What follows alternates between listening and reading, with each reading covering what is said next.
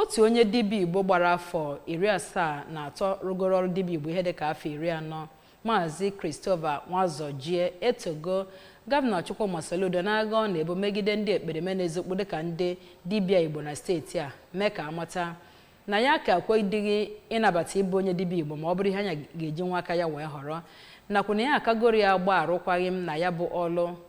n'ihi etu ndị dịgasị iche iche si eweta ajọ aha na-etetọ ya bụ ọlụ ndị dibia Igbo bụ ndị bụ ajọ nwasị Owere banne ha afọ. Maazị Nwazojie onye kwuru okwu gbasara Anambra State Homeland Security Law na-erere dị na ya ka o si na-adị na ya gọọmenti ka o chegharịa echiche maka ịmachi na-achụ àjà n'akụkụ okporo ụzọ nakwa na mmiri mee ka amata na ọ bụ otu n'ime ihe gbasara okpukpe ọdịnala. Onye ọlụ anyị bụ Joseph Egbeọcha wetara akụkọ a site n'ụlọ ọlụ anyị gere ka o si kọọ ya.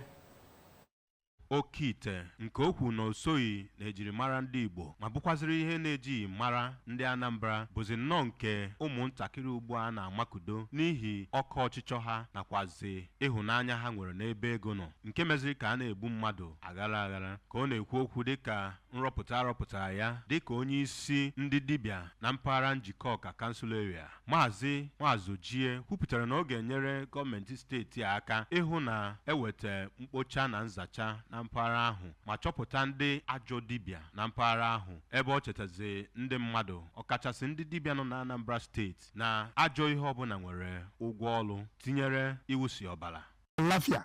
ka m na dibịa na-agba dibịa ọsọ mma nkwado ihe ebe a na-egbu egbu a na-anụ na-eriri ya na mba eje ụka emechara onwe na ọmụkọ asị n'ụlọ ya na mmeje ozi Chineke dibịa na ụka kwa na ovu ive mana ihe na-akpata ala oke ọchịchọ